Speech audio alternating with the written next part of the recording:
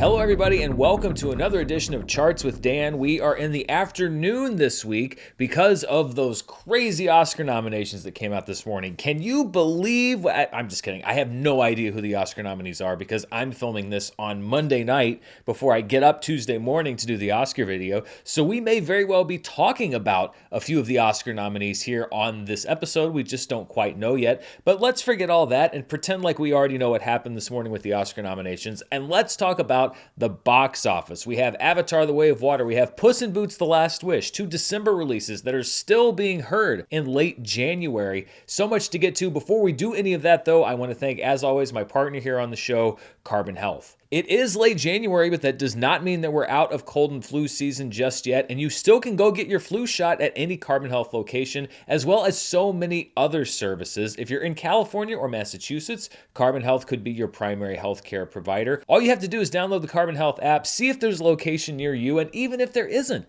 you can use the Carbon Health app to do telehealth if you can't make it to a physical location. I'm a big fan of Carbon Health and what they're here to do, which is to make healthcare as affordable as possible for as many people as possible and accessible to as many people as possible. So be sure to check out that Carbon Health app. And thank you, as always, to Carbon Health for being my partner here on Charts with Dan. And let's look at the box office for this past weekend as we start getting into almost February. That is hard to believe. No surprise here. At number one was Avatar: The Way of Water in its sixth week, a 38.7% drop from last week. Much more to come on Avatar: The Way of Water and some big milestones later on. Puss in Boots: The Last Wish actually moves up one spot to number two, second place for the weekend, and that's because it dropped just 18.4% in its fifth week of release for an $11.8 million total. We'll also be talking a lot more about Puss in Boots: The Last Wish in just a moment. Megan is at number three in its third week with a 47% drop. Again, a good drop for a movie that's in the horror genre, $9.7 million. The big question now, will it have the staying power to get to $100 million domestically? Missing, the newest film in the screen life genre, debuts at number four with $9.1 million, followed by A Man Called Otto, which also holds well in its fourth week of release, 31.4% drop for a total of $8.8 million. In sixth place, dropping less than 50%, the latest Jared Butler film along with Mike Coulter, Plane, $5.2 million in its second weekend. House Party 2023 did not fare as well. It drops 58.1% from an already low debut in its second weekend for a $1.6 million total. One of the most complicated movie titles that I can remember, That Time I Got Reincarnated as a Slime, the movie, Scarlet Bond. I feel like you don't even have to describe the plot at this point. Crunchyroll put it in over 1,000 theaters and it debuts to over $1.4 million in eighth place. Black Panther: Wakanda Forever stays in the top 10 in its 11th week of release, a 44.7% drop and a $1.3 million total. And The Whale, starring perhaps, I would say likely Oscar nominee Brendan Fraser. Who knows, at this point, perhaps The Whale itself has been nominated for Best Picture. 15.5% drop in its seventh week of release for a $1.2 million total. Two new movies in the top 10 means that two movies dropped out of the top 10. The Whitney Houston biopic I Want to Dance with Somebody out of the top 10 after 4 weeks, and Walter Viraya from India out of the top 10 after just 1 week. Looking at the road to recovery, you see the blue line there. That's the average from 2015 to 2019 pre-pandemic. The red line is the 2021 to 2022 average from after theaters were reopened. And then we have this year. And as you can see, we took a decline from last weekend. We're the dotted black line right in the middle, but we are still pretty much right in the middle between blue and red, between where we were before the pandemic and where we've been since theaters reopened. Now, the big thing to look for in about 3 or 4 weeks is the spike, if we get one, with the opening of Ant-Man and the Wasp: Quantumania. We'll also have some other films coming out. Really, it's a pretty packed year. So it's going to be interesting to see what that dotted black line does in comparison to both the 2021-2022 red line there and then the pre-pandemic average blue line there. Hoping to see it get a lot more closer to the blue than to the red this year. So we talked so much about Avatar: The Way of Water, and we have a lot to talk about with it again, but it's been sucking up all the ink, so to speak, here on Charts with Dan, that I haven't talked that much about Puss in Boots: The Last Wish, and it has really quietly been doing some very impressive things at the box office. It opened okay right around Christmas, but it has been hanging around since then. It's been a big hit on social media. It's been a big word of mouth hit, and people are still going to see it. It took the number 2 spot this weekend at the box office. So let's dig a little deeper into the box office performance of Puss in Boots: The Last Wish. And I mentioned that it's improved on its opening. When you look at the updated numbers for films that opened in 2022, Puss in Boots: The Last Wish actually has the second best legs of any film released last year. When I say legs, it means that you look at the opening weekend, or in this case, the opening weekend in wide release of a movie, then what its current box office total is. However many times that opening weekend your movie's able to get to, that's the legs. So basically right now, Puss in Boots: The Last Wish has a total domestic gross 10.2 times higher than its opening weekend. And you can see that it is really threatening Everything Everywhere All at Once to become the leggiest movie of 2022. It's basically right there, perhaps fitting since Puss in Boots has 4 legs, even though he only walks on 2. Top Gun: Maverick and Where the Crawdads Sing and Elvis are numbers 3, 4, and 5. But I'm also keeping an eye on Avatar: The Way of Water because it is also threatening, even though it opened over $100 million, to jump on this chart and bump Elvis out of the top 5. So even though 2022 is over, the box office stories of some of the movies that opened last year do not yet have endings. Something else I wanted to note with Puss in Boots: The Last Wish is how similar it is to another box office phenomenon. And I think the reason that I haven't really been talking about it, and maybe not everybody else has, is because Avatar casts such a big shadow. But if you remember, about 5 years ago, on a completely different channel, I was doing box office every week, and I was tracking one specific movie that was doing incredible things from week to week that I think if Avatar weren't there, I would have been focusing on a lot more with Puss in Boots: The Last Wish, and that is The Greatest Showman, which was a word-of-mouth hit after a so-so opening. And when you look at the two numbers side by side, the similarities are striking. First of all, they opened in basically the same window. Puss in Boots: The Last Wish opened on December 21st, 2022. It basically had a 5-day opening. December 21st, 22nd, 23rd, 24th, 25th. The Greatest Showman also opening on a Wednesday, also having basically a 5-day opening. And when you look at their numbers, they were pretty similar. Through 5 days, Puss in Boots: The Last Wish had earned $18.5 million. Through its first 5 days, The Greatest Showman had earned $13.4 million, which when you adjust for inflation is just over $16 million. Then you look at the drops from week to week. In its second weekend, Puss in Boots didn't drop at all. It actually improved by 35%. The Greatest Showman improved even more. It had a 76% increase in business in weekend 2. When you get to weekend 3, Puss in Boots dropped 19%. The Greatest Showman dropped 11%. In weekend 4, Puss in Boots improved by 7%. The Greatest Showman only dropped 9%. So you have single-digit gains or improvements for both films. And then their 5th weekend drops were almost identical. 18% for Puss in Boots: The Last Wish, 15% for The Greatest Showman. And through 33 days in release, Puss in Boots has made $126.7 million. Through 33 days in release, The Greatest Showman had made $113.1 million, which when you adjust for inflation is almost identical to what Puss in Boots has, about $131.8 million, about $5 million higher. And that just goes to show you the difference in narrative and even focus for me when I'm making this show. When you have a huge story like Avatar that's going on, very quietly in the background, Puss in Boots: The Last Wish has been replicating one of the most remarkable box office stories from the last however many years in The Greatest Showman and what it did. So we will continue to track, and I will continue to track what Puss in Boots: The Last Wish does. It's not going to reach the heights of the other Shrek films, but it is showing phenomenal staying power at the box office, unlike almost any movie in recent memory. So we're going to keep tracking that. I have a strong suspicion that Puss in Boots: The Last Wish was amongst the Oscar nominees for Best Animated Feature earlier today. If it wasn't, it was criminal, and you've probably already heard me talk about that. When we look at the domestic box office for 2022, and this is all movies released in 2022, even if their grosses bleed over into this year, you see Top Gun: Maverick still number 1, but Avatar: The Way of Water continues to close that gap. It's now about $120 million behind Top Gun: Maverick. It's just shy of the $600 million domestic mark. Black Panther: Wakanda Forever has broken the $450 million mark. Everything else stays the same. You see there that number 10 slot for last last year is Black Adam with $168.1 million.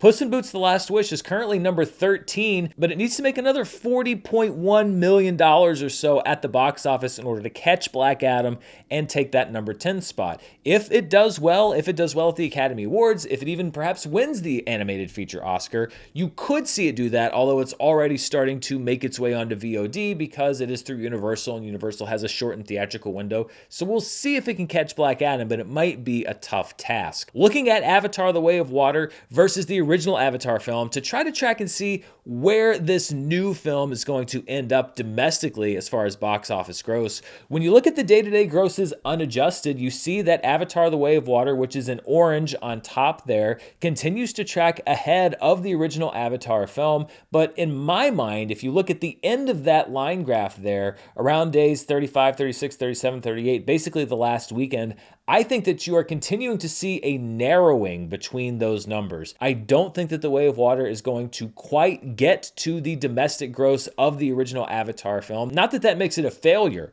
by the way. I just don't think it's going to quite reach those heights. So I expect those lines to converge and for the original Avatar to overtake Avatar: The Way of Water at some point. And another reason why I think this is going to happen is when you look at the grosses adjusted for inflation, you really start to see some separation between the first Avatar film and Avatar: The Way of Water. It's becoming very obvious that while The Way of Water is phenomenally successful, it is not going to be able to replicate, especially at scale, the achievements of the first Avatar film, because you see that widening of the gap when you adjust for inflation. And so then the question becomes, well, if it's not going to stack up against the original Avatar film as far as box office grosses, what is it going to equal? And what people are looking at is Top Gun Maverick. Is Avatar: The Way of Water going to catch Top Gun Maverick and become the highest grossing domestic film of 2022? It's already done that worldwide. It's long in the rearview mirror. Well, let's look at the day-to-day box office when you compare Avatar: The Way of Water and Top Gun Maverick. Really no adjustment for inflation needed because they both came out last year. And you can see that through the first 12, 13 days or so, it almost looks like two fighter jets circling each other. Top Gun Maverick and Avatar: The Way of Water were kind of jostling for position. Avatar: The Way of Water pulled ahead of Top Gun Maverick and has had a lead for about the last 25 days. But again, I think in my mind, maybe it's just my eyes, maybe I'm weird, I think you're starting to see a narrowing at the end of this graph. I think at the end of next weekend, it should be even more pronounced.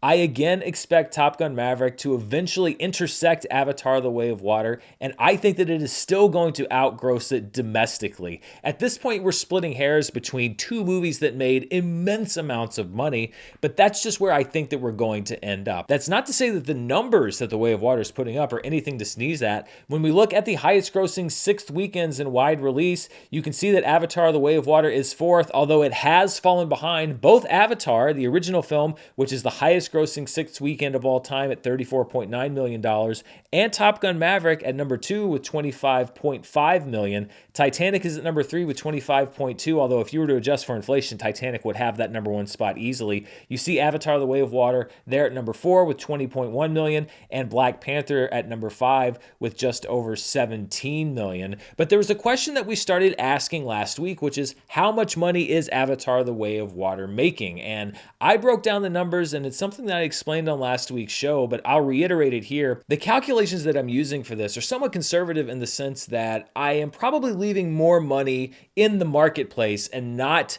at the studios than is actually happening, because I wanted this to sort of serve as an argument or a pushback or whatever to people saying that the movie's not making money by saying, look, even under not ideal conditions for the studio, Avatar: The Way of Water is still bringing in a lot of money. So this is I call it the conservative market estimate. And basically this leaves a lot of money in the marketplace and also adds a lot of cost to Avatar: The Way of Water. You'll see in these calculations that the studio only gets 20% of the market share from China. That's actually pretty accurate. 40% of the market share from all international markets. That's pretty accurate. And then for the purposes of this exercise, I have the studio getting a 60% share of the first week, a 55% share of the second week, and then a 50-50 share of the release from week 3 forward. Now, this last week, I did receive a message from someone who I verified was in a position to have access to this kind of information, that the studio was getting 65% of the box office cut for traditional exhibition, meaning non-IMAX. So there's no rotating scale. 65% of the box office gross goes to the studio for the entire structure of Avatar: The Way of Water domestically,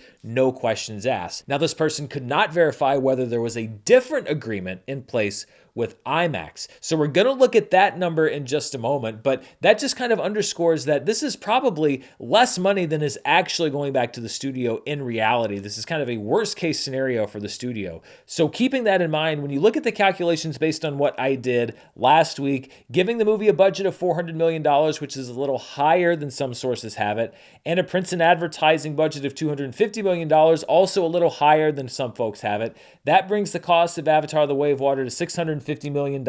When you calculate all those shares coming in from the different markets, it's an income of $944 million minus those $650 million costs, and that gives you a profit right now of just under $300 million. And let's say that the studio was bringing in this amount of money. That's basically what Disney cleared right now if Avatar didn't make any more money on Star Wars: The Rise of Skywalker. They made about $300 million in profit. Of course, the difference being that Avatar is going to keep making money. But what would the profits look like if the cut for all domestic exhibition was 65%, as my source indicated? Let's say that 65% cut is also in place for IMAX, and if the budget and the prints and advertising costs were just a little bit lower. You can see how drastic the changes would be. So this is sort of a best case scenario run of these numbers. Still 20% of the Chinese market going to the studio, still 40% of the international market going to the studio, but you see here domestically a flat 65% share going to the studio. And then I downgraded the numbers for the budget and prints and advertising. So budget down to $350 million. That has been a figure that's been reported before. Prints and advertising budget down to $200 million. That's also what's been reported, and it's what Disney spent to promote Avengers Endgame. That brings the cost down to $550 million. And when you adjust based on these numbers, that brings the income at just over $1 billion, the costs at $550 million, and the profit comes in at $450 million, which for reference is more than Warner Brothers cleared on Joker and Disney cleared on Captain Marvel. So where does this lie? I think it's probably in the middle. I think we're probably looking at around a $350 to $400 million profit so far on Avatar: The Way of Water. The point of the matter is that no matter which one of these calculations is right, the movie is making hundreds of millions of dollars in gross profit. Now, profit participants and everything, there's money that still has to come out of that. But Avatar is generating an incredibly large amount of money. That's basically what I'm saying. And for people that are saying otherwise, I really don't know how you can cling to that argument at this point, because the movie just keeps going like so many other James Cameron movies that we've seen in the past. We'll have a little bit more to talk about with Avatar in just a few minutes, but before that, I want to look at one other thing, which is I mentioned that Missing opened in the top 5, and it's part of this genre, or some might even call a medium called screen life, which is a movie that takes place entirely on a computer screen. You're seeing apps and things opening and closing, and actually Missing put up the second best opening ever for a movie in that format. Unfriended has the highest domestic opening for a screen life film with $15.8 million. Then you see Missing at $9.1 million. It actually topped its predecessor, which was Searching. It did 1 weekend in limited release. In its wide release, it made just over $6 million. By the way, I enjoyed both Searching and Missing. I thought they're both solid movies. Unfriended Dark Web comes in 4th place with $3.6 million. And then we have a pretty big drop off to the opening of Profile, which came out as theaters were still getting back on their feet. A $730,000 opening for that. I think it's a very interesting format. Sometimes it works better than other times, but if you didn't see Missing and you're on the fence about it, I would definitely recommend it. Before we move on, I want to thank one of our sponsors this week. This episode is sponsored by BetterHelp. The beginning of a new year is often about finding that best version of yourself, but it's easy to lose track of how to do that. I know the day-to-day of running this channel means that I sometimes lose focus on myself and what's best for my own well-being and who I want to be. Therapy is something I've been interested in trying for a while now, and that's why I was happy when BetterHelp came on board as a sponsor for the channel. I jumped at the chance to start using the service, and I've already had a great session with a therapist that was recommended based specifically on my goals and needs. Mental health is something that many people aren't comfortable talking about publicly, but it is so important. It's not just for people that are going through a difficult or a traumatic time. I found that everyday stress can add up, and BetterHelp has already been useful to talk about some of that with a professional. BetterHelp is entirely online, flexible to your schedule, and convenient. After filling out a brief questionnaire, you'll be matched with a licensed therapist, and if you'd like to switch therapists, you can do so at any time, free of charge. If you want to live a more empowered life, therapy can get you there. Visit betterhelp.com/Murrell today to get 10% off your first month. That's BetterHelp, HELP.com/Murrell. Let's look at the per theater averages for this past weekend. Avatar: The Way of Water was at number one, $5,300 per theater. Its theater count is actually shrinking right now. It gave up a couple hundred theaters. It's in 3,790 theaters. Cat Daddies, which is a documentary that you've seen on this show before, is back on the chart, playing in 5 theaters with a $3,629 per theater average. Puss in Boots: The Last Wish comes in behind Cat Daddies. That's pretty appropriate. And 3,600 theaters with a $3,269 per theater average. Only in Theaters, which is a movie about the Laemmle family. The Laemmle family owns a very famous chain of theaters in Los Angeles. Playing in one theater, I would wager that it's probably a Laemmle theater, bringing in $3,197 in that one theater. And then in 5th place, No Bears from Iranian filmmaker Jafar Panahi. We've talked about it a couple times on the show already, just over $3,000 in 6 theaters.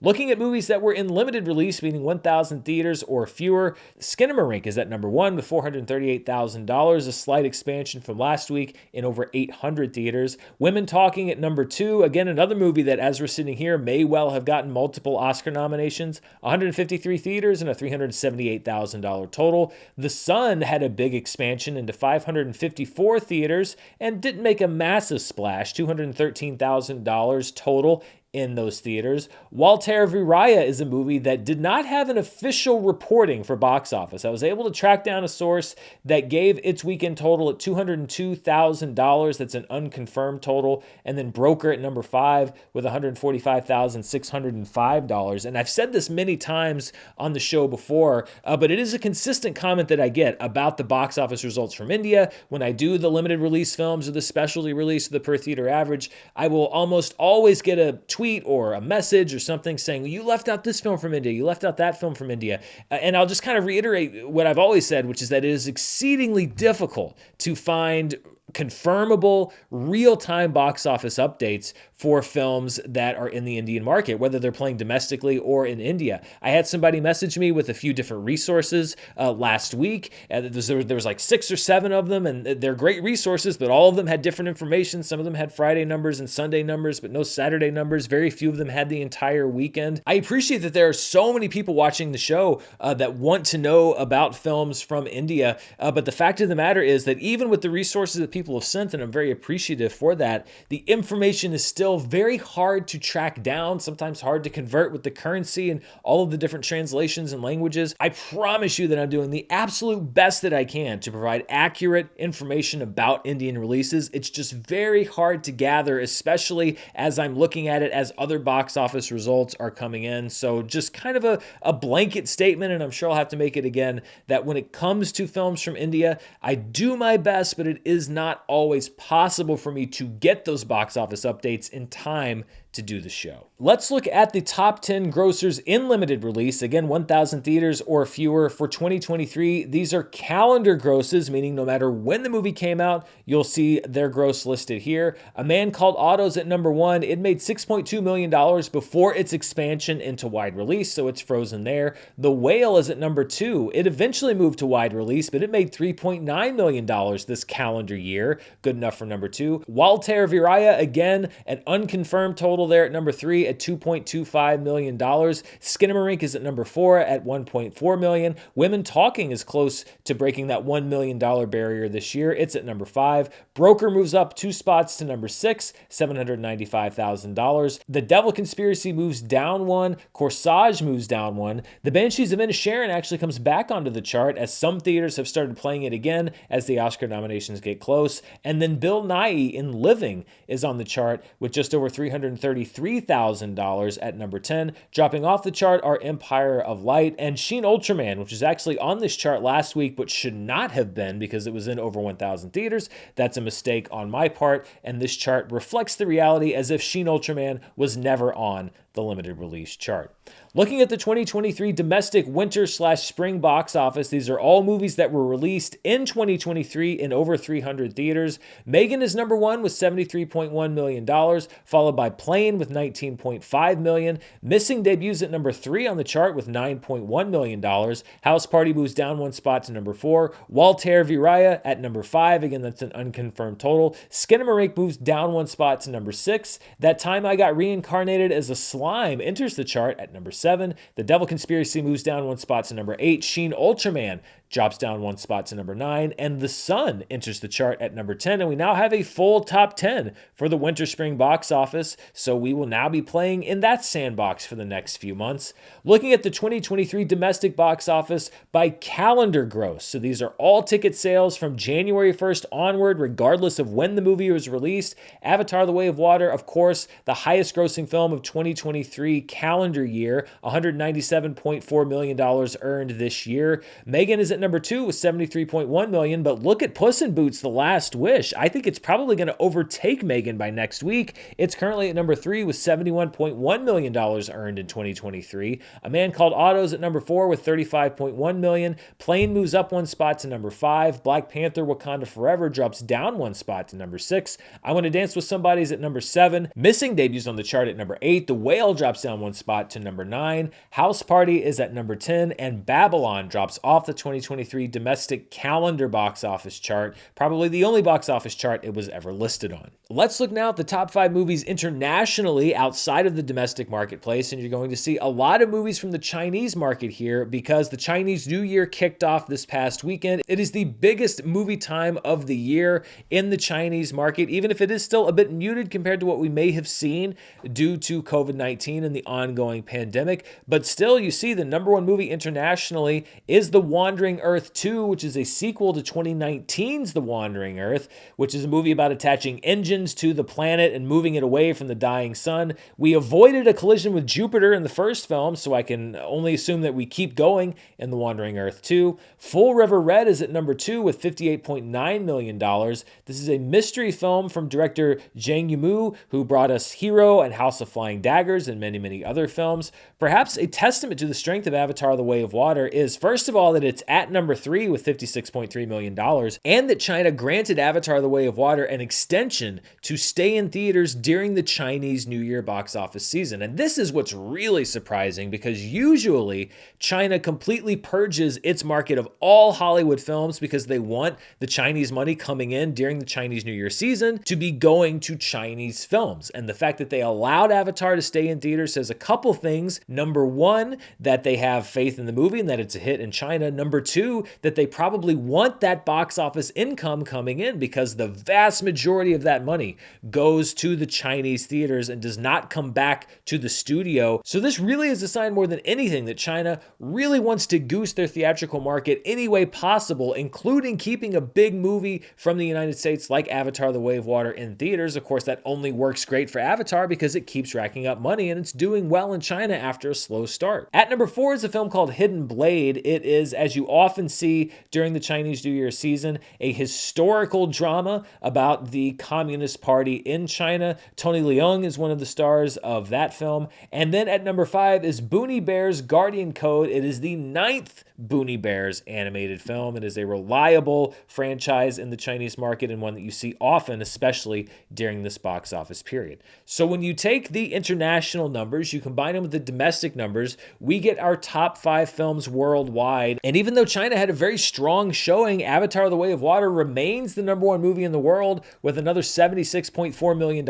over the past weekend. The Wandering Earth 2 comes in at $69.3 million. It's actually probably a little bit higher because it did also open in some theaters here in the United States. I could not find any box office numbers for that. So it's probably over $70 million, but I don't know exactly what that number is. I only have the number from its opening in China. Full River Red's at number 3 with $58.9 million. Puss in Boots: The Last Wish is at number 4 with $29.5 million. And Megan is at number 5 with $20.5 million. When we look at the 2022 worldwide box office, I will list the 2023 worldwide box office probably next week. I wanted to sort of let it populate with a few releases first. The reason I'm showing you this chart, though, is because Avatar: The Way of Water has breached the $2 billion barrier. You see it there at the top of the chart. It's now outgrossed Top Gun Maverick by over $500 million, over $2 billion worldwide now. When we look at the highest grossing films worldwide of all time, it is now past Spider-Man: No Way Home. So it is officially the highest grossing worldwide film post 2020 at over $2 billion.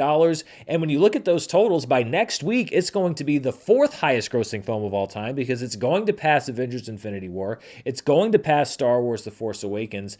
And James Cameron will have 3 of the top 4 highest grossing films of all time. He will have directed 3 of the 6 movies that have broken $2 billion worldwide. And by the way, Titanic is going to get a boost of some sort this year because it's also coming back to theaters. So in case there was any doubt about James Cameron's place in box office history, especially on a worldwide scale, I really don't think there's any argument right now that he is the most successful director of all time financially worldwide. You really can't argue with the numbers that his films have put up.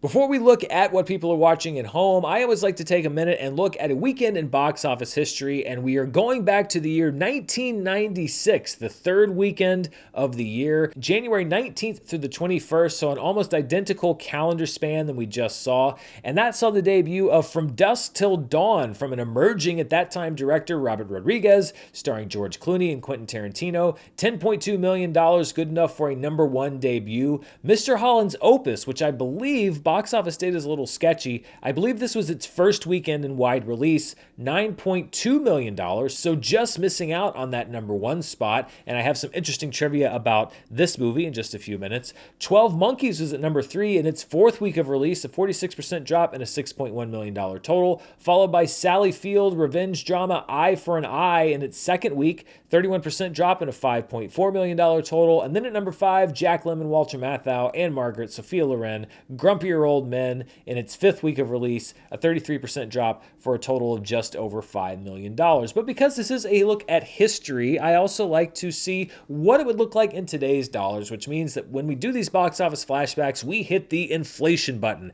And when we hit the inflation button on this weekend, From Dusk Till Dawn takes the number 1 spot at $19.1 million, followed by Mr. Holland's Opus at $17.2 million, 12 Monkeys in week 4 at $11.5 million, Eye for an Eye in week 2 at $10.1 million, and Grumpier Old Men in week 5 at $9.4 million. Before we go, let's look at what people are watching through various different streaming services at home, although I have to say I am short Nielsen ratings this week because Nielsen just didn't put them out today. I don't know why. There's no explanation. I didn't see any excuse. It's weird because there was a holiday last week and they did put them out, and then we just had a regular old Monday today and no Nielsen streaming ratings. So I guess I'll have to catch up with that next week. Sorry about that. But let's look at what people are watching through the iTunes store. At number 1 is Puss in Boots: The Last Wish, which is doing well in theaters and is also available for purchase and premium video on demand. So if people choose to watch it at home, they can. At number 2 is Ticket to Paradise, available for purchase and rent. The Menu hitting this chart, now available for purchase and rental at $3.99 on the iTunes chart. Perhaps that's why it's so high. Also because it's a really good movie. Black Adam also hitting the chart, now available for rental and purchase. Tar, which I believe is probably also a multi-Oscar nominee by this point, available for purchase and rental, good enough for number 5 on the chart. Triangle of Sadness is at number 6, available for purchase and rental. Dolly De Leon, a big buzzing name, perhaps in the Best Supporting Actress race. I hope so. I'm rooting for her. I'm either going to be happy or disappointed as you're watching this. A Mel Gibson movie that's going straight to video release is On the Line. It's available right now for purchase and rental. Top Gun Maverick is at number 8 as it stays on the chart. The Woman King is at number 9, available for purchase and rental. And The Fabelmans, now still only available for purchase for another couple of weeks, but still getting enough buyers, good enough for number 10. Let's look at the most watched programs on Netflix for the week of January 9th through the 15th. Now, this is using a custom metric that I've invented called PFV, or potential finished views. I basically take the number of hours watched for a program, the length of that program, and divide those numbers. And that gives me the number of people that could potentially have finished viewing that series or movie. It just kind of helps putting movies and TV shows on the same footing when it comes to Netflix. And using that PFV number, The Pale Blue Eye remains at the top of the charts with a PFV of 18.3 17.37. Ginny and Georgia Season 2 also right up there at top with a PFV of 17.35. The hatchet-wielding Hitchhiker, a big hit as far as PFV numbers go, with a PFV of 15.09. If you remember that viral video about the guy describing the hatchet attack, some dark days ahead for him because he went on to be a murder defendant. I did not know that. I just remember that viral video about 10 years ago, so I may have to check that out. At number 4 is a movie called Doggone. It's a movie starring Rob Lowe about a dog that's gone. Doggone is from director Stephen Herrick, who directed Bill and Ted's Excellent Adventure, The Mighty Ducks, the live-action 101 Dalmatians in 1996, and Mr. Holland's Opus, which was just on our flashback chart. At number 5 is Wednesday Season 1, still chugging along in the top 5. Vikings Valhalla Season 2 enters the chart at number 6 with a PFE of 8.44. Glass Onion staying in the top 10 as well, just behind Vikings with a PFE of 8.43. Kaleidoscope at number 8. Ginny and Georgia Season 1. Apparently enough people watching Season 2, they wanted to catch up on everything. It has a PFE of 6.76. And Woman of the Dead Season 1 at number 10. That is a Netflix original series that comes to us from Germany. Looking at the most watched Netflix programs released in 2022, we had a little bit of movement. Troll, the Netflix original movie, again, it's an import, jumps up to number 9, dropping The Sea Beast to number 10. Glass Onion moves up 1 spot to number 6, which drops Dahmer Monster down 1 spot to number 7. And then the top 5 remains the same: Purple Hearts, The Gray Man, Stranger Things 4, and The Adam Project. But look at the numbers that Wednesday Season 1 continues to rack up. A PFE of 238.6.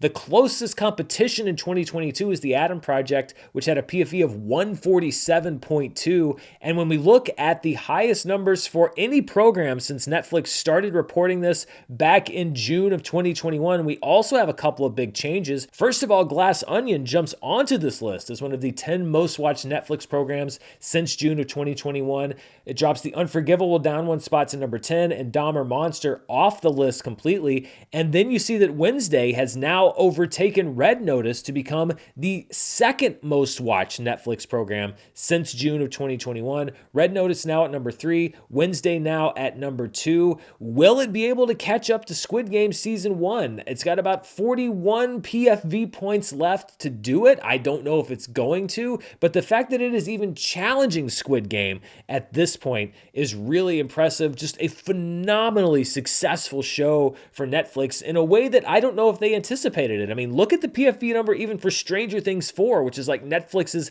banner show. It's a great PFV, 145.5. Wednesday's blowing it out of the water over there at 238.6. It just goes to show you never really can plan or even know which shows are going to be the biggest breakouts. And with no Nielsen numbers, that pretty much does it for this week's Charts with Dan. There are no major wide releases coming out theatrically this weekend, so some people might say, oh, there's not much going on. There's actually a lot going on. It's a very interesting week and weekend coming up, just not in the traditional movie sense. First of all, tomorrow on Wednesday, in conjunction with Indian Republic Day, Pathan is being released worldwide. It is a hugely hyped release in India. It's getting a day-and-date release here in the United States, and I think that we'll probably be seeing it both on the worldwide charts and the domestic charts in the next week or two. Then on Thursday on Paramount Plus, Teen Wolf the movie debuts, the spin-off movie of the popular MTV show. Also on Thursday, premiering on Peacock, is a limited series called Poker Face, which stars Natasha Lyonne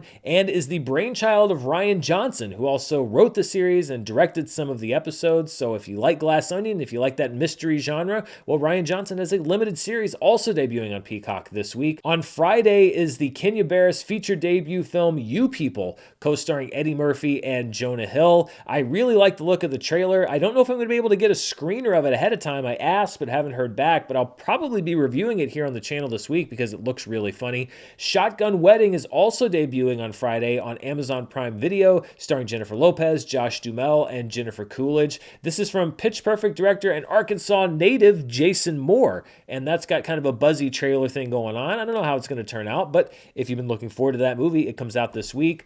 Also on Friday, Lockwood and Company Season 1 debuts on Netflix. This is an adaptation of the book series, and it's written by Joe Cornish, who did Attack the Block, among many other things. Shrinking Season 1 debuts on Friday on Apple TV+. This series comes from Bill Lawrence, who created Ted Lasso, Brett Goldstein, who you know as Roy Kent on Ted Lasso, and Jason Segel, with Jason Segel co-starring with Harrison Ford on the show. And then in limited release this weekend is a movie called Close, which won the Grand Prix, which is basically the second prize at Cannes last year. It's Belgium's official entry for the Best International Feature Oscar, and it may very well be an Oscar nominee by the time you're listening to this, so you can catch that in limited release this weekend. So lots of very different things available in theaters and on streaming services this week. Which one do you plan on checking out? Let me know down in the comments below, and let me know what you thought of the Oscar nominations, which you can find a video right here on this channel where I'm reacting to them. It's weird. They're in the past from when you're watching this video, but they're in the future for me.